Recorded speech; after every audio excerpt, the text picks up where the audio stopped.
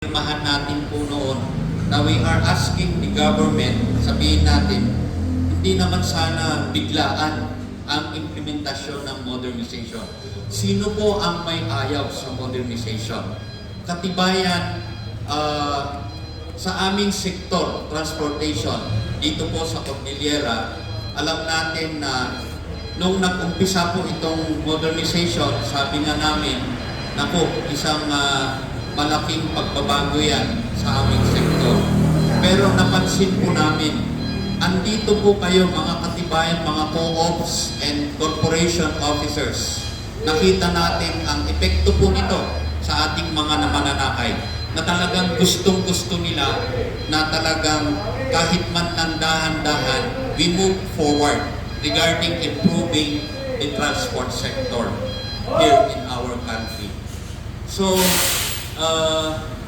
wag po natin silang, ang ating ang point of view naman po ng public transport modernization program, sino po ang may ayaw na magiging moderno ang ating sasakyan, environmental friendly, which the sector will also parang contribution natin po yan sa ating inang bayan na magkaroon ng malinis na hangin, at least naman ay may parte ang transportasyon sa programang ito. So, at nabanggit ko po kanina na dapat dahan-dahan po ang implementasyon. Napansin natin mga kasama, ulitin ko po, nung implementasyon ng previous administration ay meron kaagad tayong compliance, which is hindi pa natin alam, nagkakaroon na tayo ng 25%, 50% compliance na kailangan palitan mo yung traditional at saka moderno. Pero at least naman, nung gumawa po tayo ng sulat na tayo pong lahat ay pumirma, taga Cordillera, taga Baguio, taga Trinidad, sinabi po natin sa pamumuno ng ating butihing chairman na si Chopalik Guadis III na kung pwede sana ay hinay-hinay dahil ang gusto po natin ay yung point na sana ang LTFRB ay ibalik yung puso, yung relationship sa transport sector. At kami naman ay sumusuporta sa ating butihing chairman ngayon. As the President of the Cordillera Van Federation, nakita kasi namin ang pagbabago. Ano po yun? Lingid sa ating kalaman, ilang beses na pinuspone naman yung deadline ng consolidation. At binigyan po ang aming mga kasama upang makahabol sa consolidation. Ang pangalawang importante po sa amin ay yung hindi kaagad pagpalit ng sasakyan. Yung sinasabi po nating road rationalization. Importante po sa amin yun. Which is, yun po sana ang hinihiling namin nung una pa na implementasyon ng public transport modernization program. Pag-aralan muna. Kailangan nandun muna ang local public transport road plan ng bawat lungsod. At ngayon, alam po natin na patulad po ng City of Baguio, 2004 po nagkaroon na po tayo. So, yun po ang pagbabago na parang sa akin ay welcome po sa amin yun na ginawa ng LTFRB. So, para po mabigyan din naman ang aking mga kasama, yun po ang aking masasabi na we, the Cordillera Van Federation at saka Baguio PUB Transport Corporation at ang mga iba pa pong pumirma sa manifesto po namin ngayon na aming isasubmit sa LTFRB card ay sumusuporta po, buong puso na sumusuporta sa Public Transport Modernization Program at sa liderato po ng ating chairman, walang iba kundi si Attorney Chopalik Guadis III. Yun lang po mga kasama and maraming salamat po. Ngayon,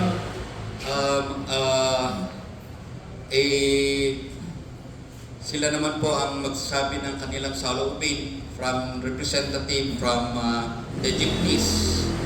So, pakilala po muna ang pangalan before na yung sasabihin natin. Thank you po. So, good morning. Good morning to everyone. I am Mayor Medina from the Caruba Transport Service Cooperative. We, the Caruba Transport Service Cooperative, strongly supports the public transportation modernization program, which aim to provide safer, more efficient, and reliable transportation services to our community. We condemn the actions of Manibela and Marpal Buena, which seek to hinder progress and obstruct the well-being of our citizens. We stand firm in our commitment to modernization and will not be deterred by those who oppose positive changes. Manibela and Marmalbuena may try, but they can never stop us from moving forward and creating a better future for our community. We will continue to advocate for the modernization program and work tirelessly for our community. Together, we will build a brighter future for ourselves, our children, and generations to come. Thank you. Thank you, sir. So next po, from the intra-regional route of UP Express, no other than Ma'am Julie. Good morning. I am Juliet Dubingay of the Gold Town Van Transport, Lepanto Baguio. Gold Town, Lepanto Baguio, UB Express Transport. The application for our corporation is already submitted, and we are still on the probational authority. We are not against of that modernization, but our really main problem is the unit that are being offered is all of our operators are not handang what's this? Kung may baga. Rignada kat it's not haan nga agsot ijahal sema nga pagpagpro kami.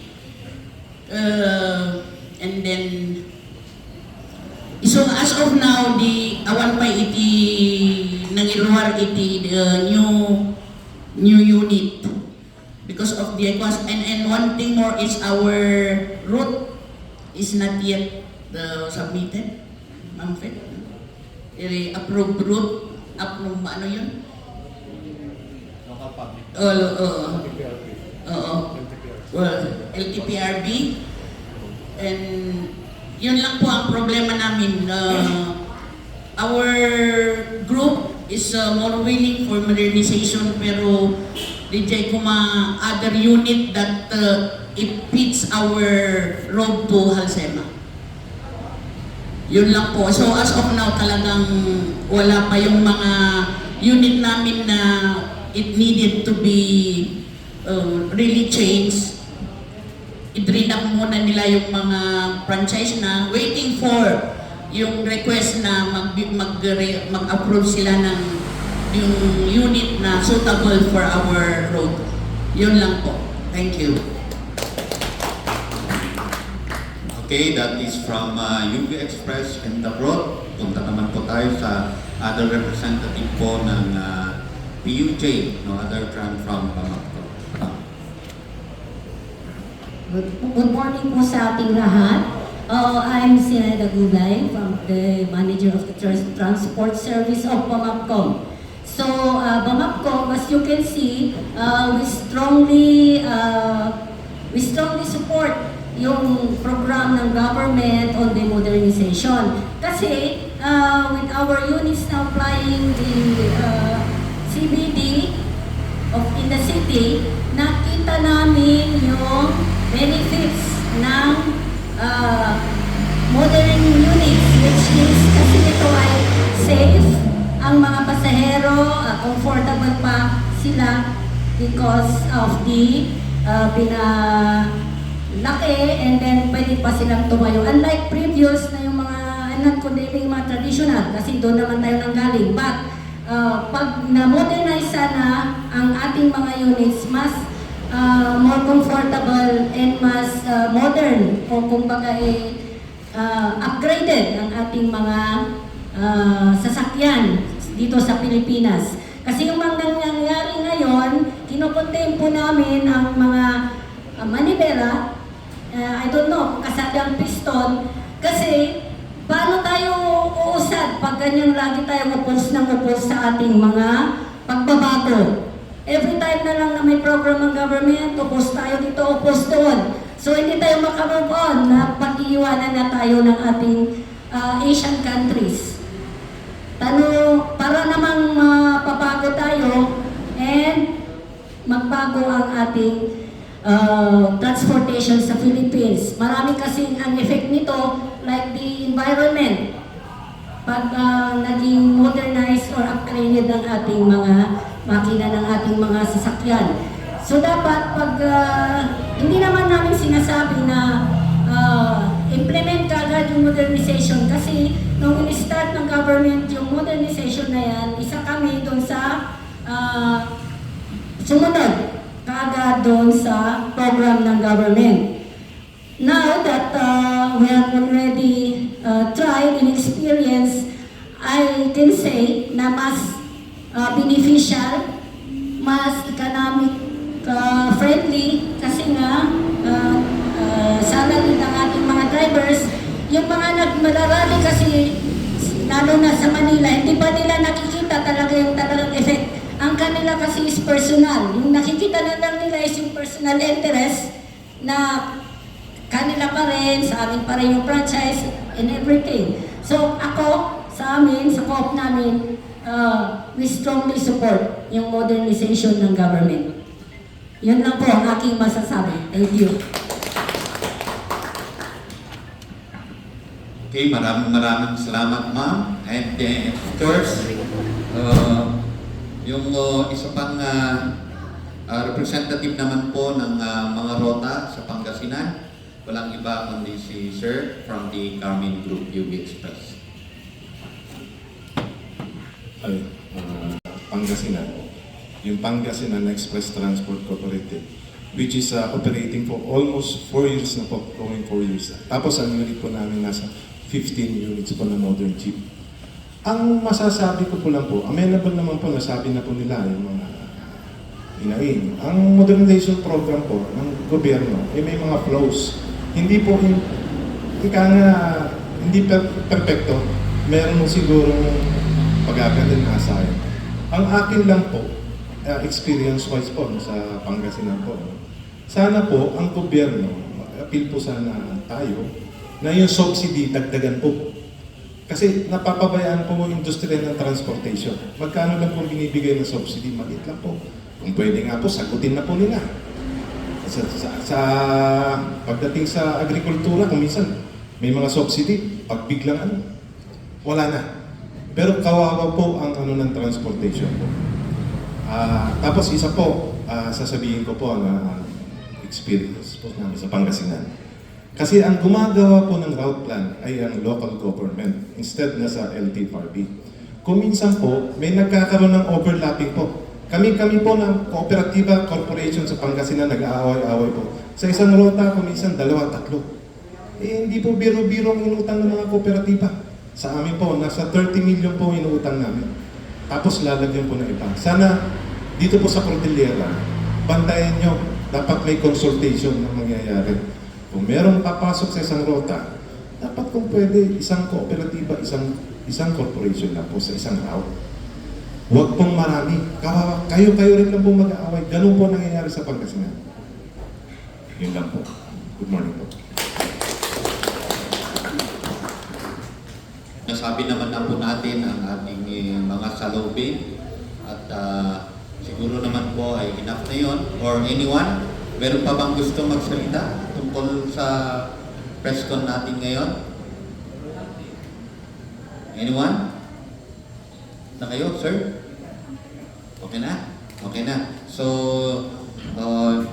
ulitin ko po ang sanay po ng aming sektor, the transport po ng UB Express at saka jeepneys na nandito. Maliwanag po naman na kami po ay lubusang sumusuporta sa Public Transport Modernization Program.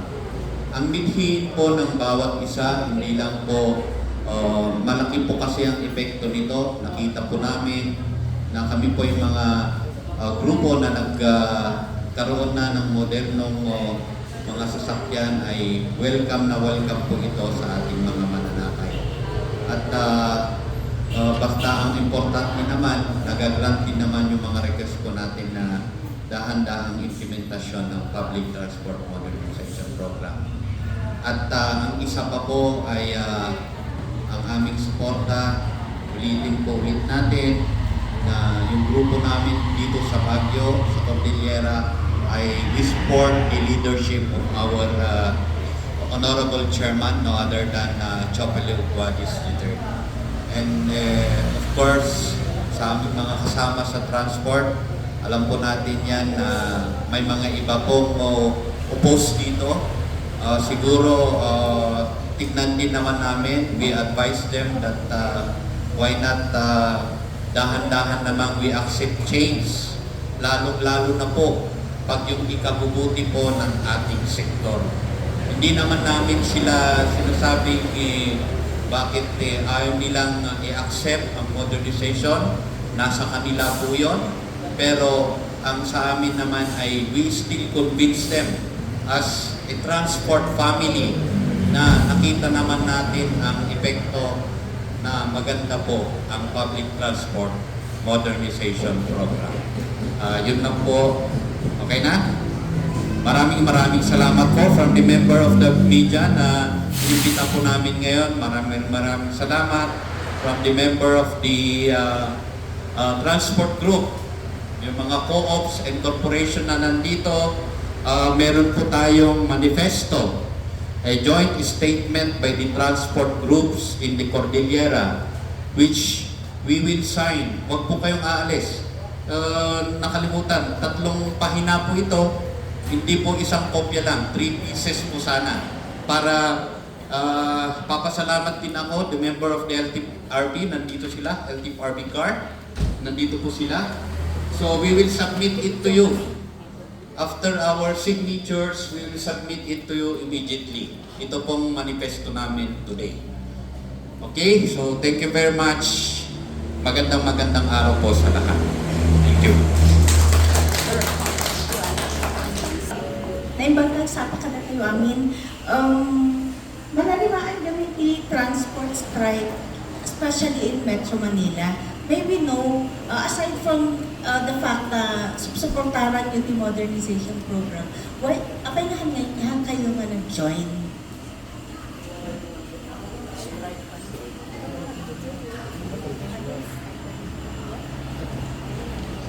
So the question kat apay nga kami nga nag-join iti maniramaan nga yakunana nga strike.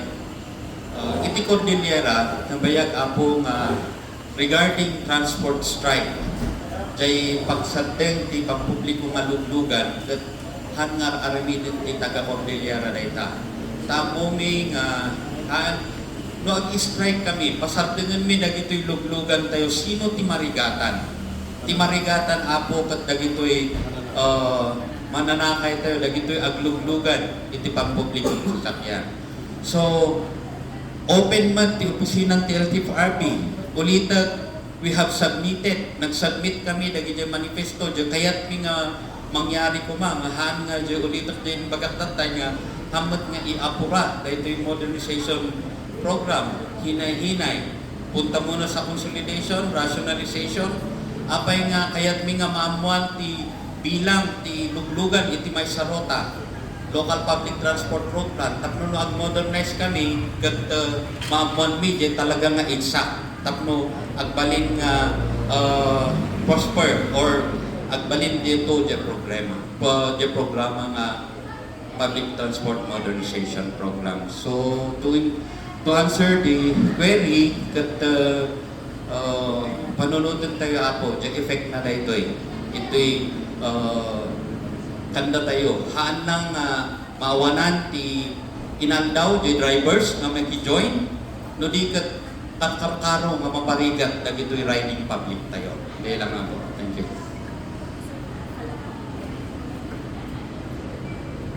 Pasensya na po medyo. Gusto ko sanang itanong kung gaano po karami ang members per organization?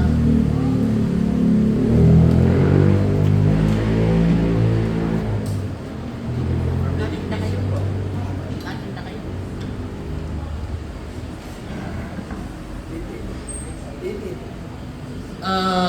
Sa Gold Town, Lepanto Baguio, UB Express Transport Corp, dalawang association kasi yan. Pinag-merge namin when we applied for the corporation.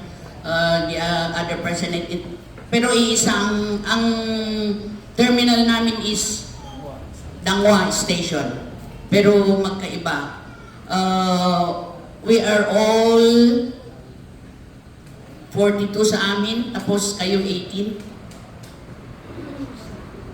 Ang road po nito is Lepanto Baguio, and vice versa. Sa Kaaruba Transport, we are 200 plus members. We have 25 units modernized jeepney. So we also two other co-ops and one corporation in our route. So the other one is the group of Ma'am Seri. They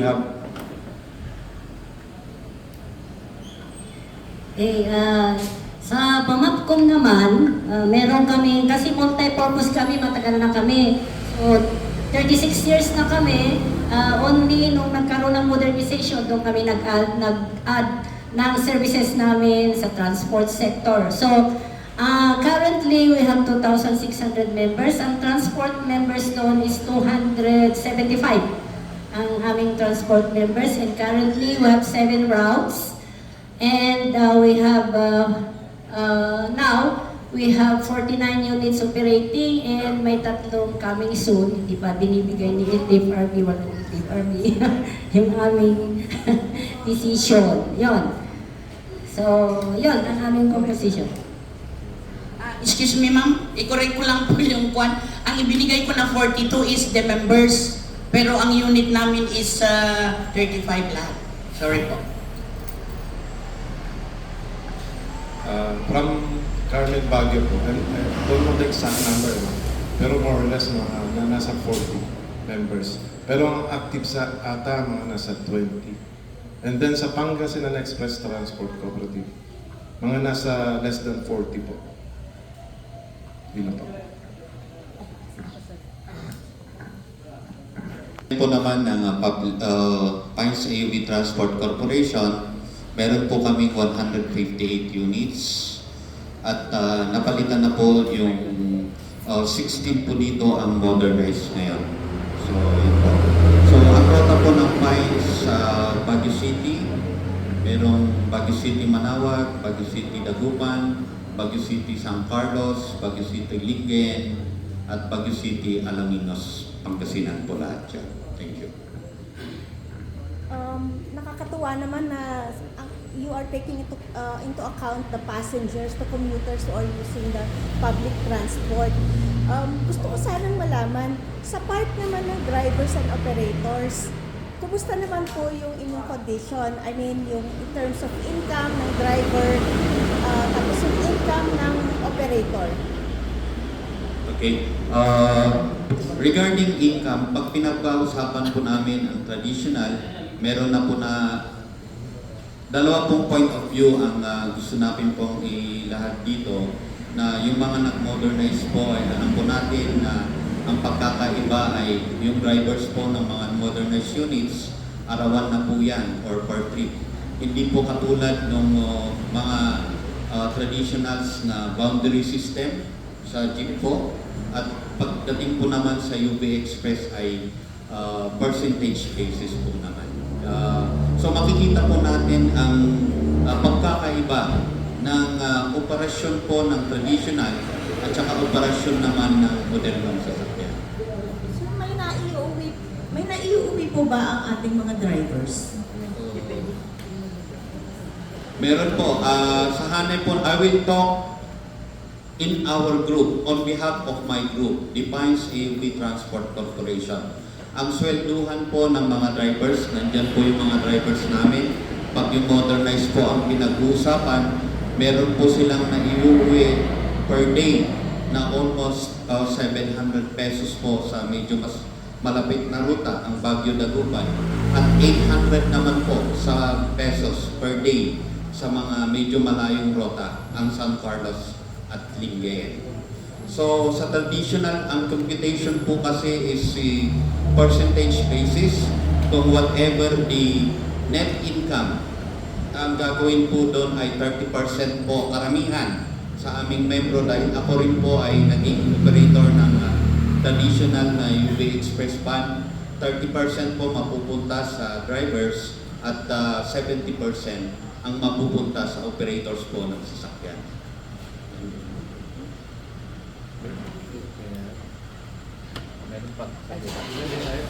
Hello, good morning again. So in our group, all our drivers are all salary. They are salary basis, and then when their performance is, they perform, they have incentives, and then they have the SSS, pag-ibig in PhilHealth. Ang salary po nila sa isang araw is around 700 pesos. And then plus yung incentive nila, meron din po silang allowance, meal allowance, worth 120 pesos. And then ang swelduhan po nila is weekly. Walang walang pagtus. Basta yung weekly na yon, in the afternoon, they will be giving their salary. Thank you. Sa amin naman is, yun nga, percentage. At saka depende po sa trips. During times na kailangan ang transport, medyo malaki-laki. Pero ngayon na medyo ang dami ng laban sa rota. Depende din dun. At saka kung sa akin, depende rin sa driver. No nagagagisuna ako, taktakil, kimayawig na. Ganun. Yung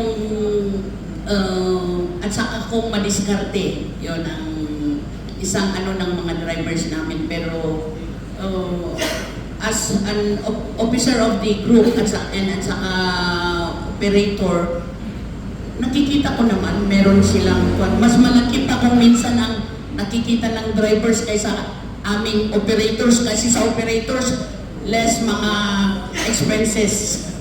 Yun lang po. Okay, sa Mamapcom naman, so salary din yung mga drivers, pero daily.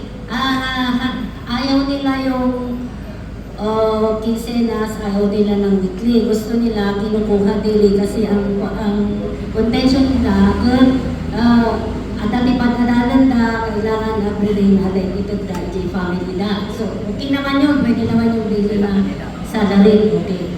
So, di dyan, ang range di 7 to 1,000. Depende kami di dyan. Incentive di dapat lang 60-40. No namin na di dyan. Certain amount may set me na ilimit na. At the incentive na if they go beyond. Kasi mayroon man dyan taging trangko bill. Iso nga at-ala naman. Adamot di other benefits na the SSS. Kasi dyan. So di dyan. So madakot di mga silsuldo di drivers unlike di dyan dating boundary system. Yan lang di man. Kagaya po nung nasabi ng mga kasama ko. Yung mandatory na incentives po, mga SSS, pag-ibig, PhilHealth, binibigay po namin yan monthly po. And then, nag-formulate po ako ng isang incentives po ulit na tinitingnan po namin yung mga performance po ng driver sa kayo PAW. Yung inspector. Pag maganda po ang remit nila, tapos naalagaan ng mga sasakyan, monthly po, naghanap ng best driver, best power po. Binibigyan po namin ng grocery, tapos isang kaban bigas po. Ano po, ay ganyan po yung mga nila po. Sure. Dati maganda yung buo, ngayon limping. Yung experience mo ninyo dito sa Cordillera, dito sa cooperatives na nag-avail dito sa PUP modernization, nag-limp ba itong mga lalo lumago yung mga cooperatives? Okay. Ang katibayan po na lumago ang aming samahan, ang aming grupo, ay sa punto na makikita naman natin na unti-unti namin nakakayanan palitan yung mga iba po kasi gusto ko lang po ipaliwanag dito, iba ang sistema po ng UB Express at saka dito po sa jeepneys. Sa UB Express po may age limit po yung aming mga sasakyan na pag 30 years na papalitan na. So with the initiative ng grupo nung nag-usap-usap po kami to comply with the consolidation, mag-corporation man or mag-cooperative. At nakita naman namin na mas madali po namin na ilalabas yung mga aming Moreta dormant units at yung effect po naman ito regarding the number of passengers at ang pag-welcome na ulitin ko yung sa modern yung sasakyan ay maganda po ang epekto.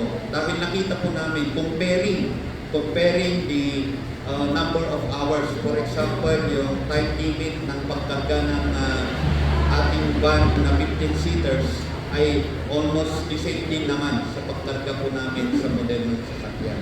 So, ang sabi po ng ating butihing kasama, si Marco Buena, na may mga co-ops and corporation. Pag kasi na-mislead po natin ang paghawak sa isang grupo, hindi lang naman sa transportasyon, kahit anong grupo po yan, kahit anong co-op yan, farm or pag misleading ang naghahawak, talagang walang mangyayari sa grupo.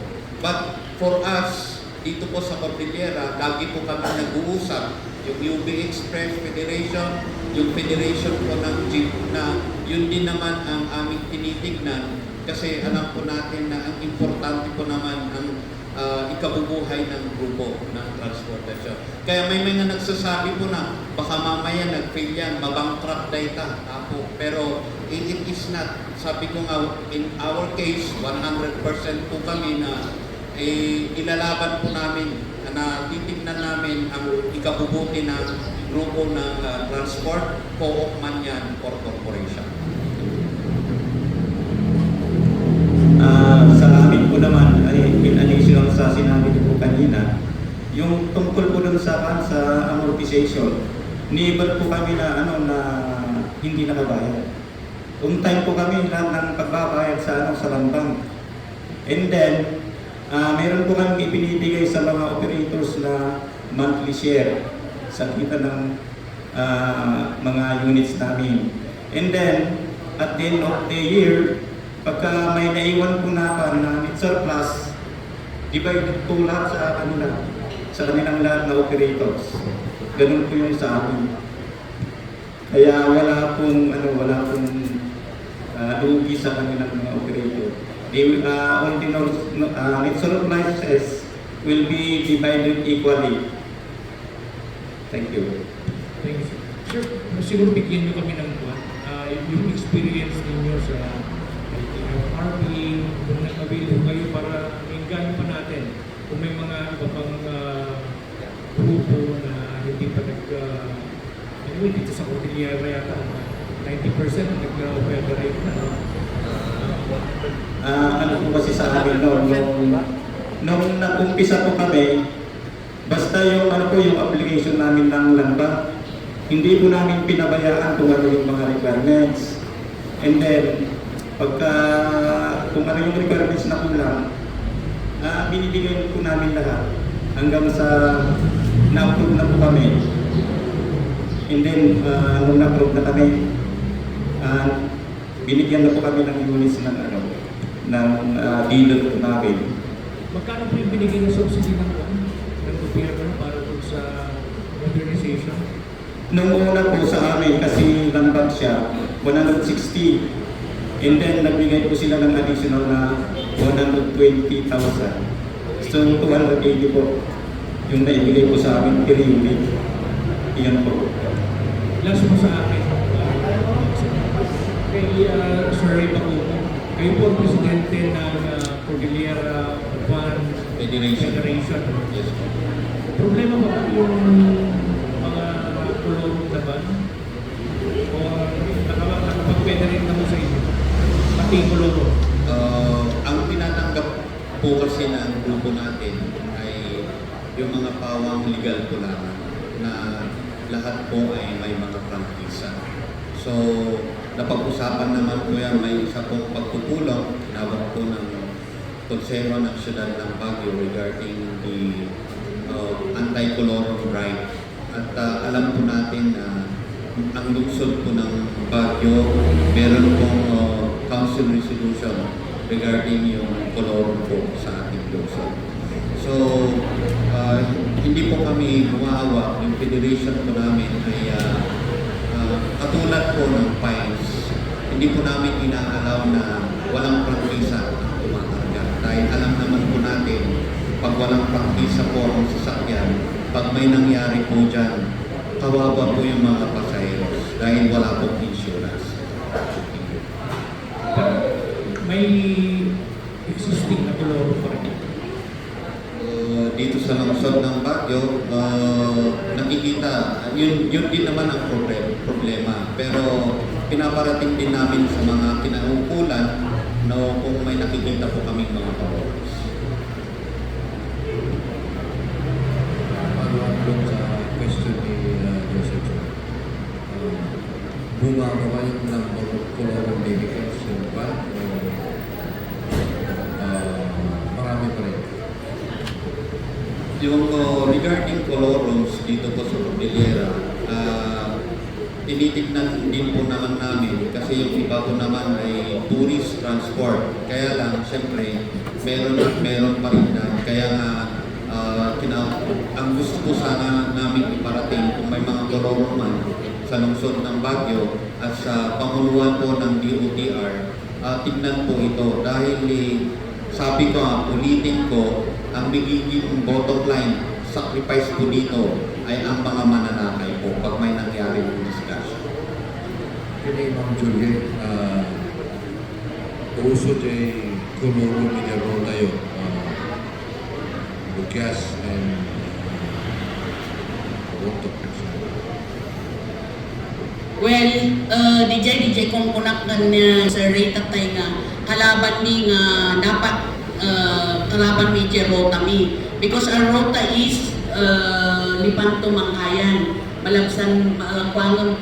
Itata, dati ang aksepon na iti Dangwang, Adang Magtanti Bauko, Sagada. Naman nga ka-grupo ni Jason. Iso DJ ni... Sir? Awal advertise daw yung mga Yan ang kumoron sa isuti, bagbagan ni Sir Ray Tatay, but pati ba na kami nga yellow plates, kuswisyonan na nga, dapat ang kami kanong nga agkarga ije, ang lalo ni Jay Ato. But we acceptaran din mag-iya because the UB Express is point to point. Lumapay niya nga na kami kiti nga yellow plate, handang pagkarga, kat isudang kat, saka isudang mismo kat awan kat prangkisa na. So, in pagod ka ni Sir Ray Jay kat kita nagtulong ka sa mga masolbar bigyan. Kay tatay na lang kami ngayon mag-email. I know that our regional director will be open for conversation. The advice to Tito Julian is we will go and have a meeting with our regional directors. Yan na yan, sir.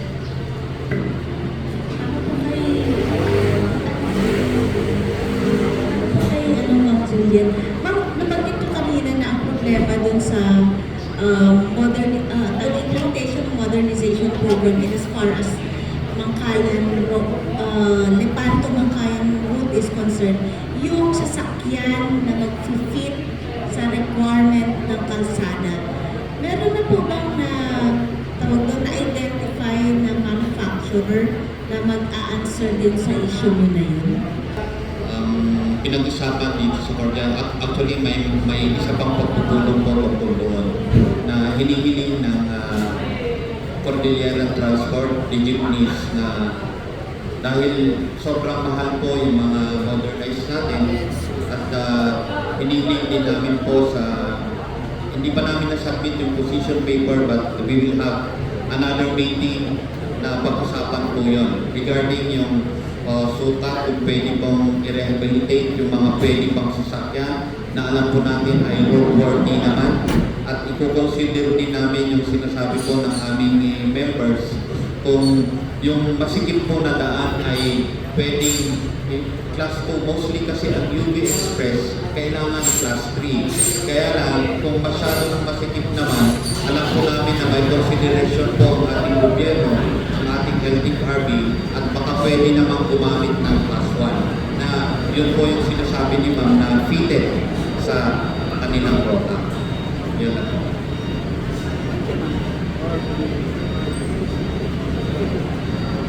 Okay, meron pa, sir? So, wala na. For that, maraming salamat uli at binigyan nyo kami ng pagkakataon dito sa Cordillera na sabihin naman ang aming saloobin. On behalf of my group, from the jeepneys, from the UB Express, magpapasalamat po kami sa mga media and of course, the support from the LTFRB car. Nandito rin po sila for observe po ang meeting. So for that,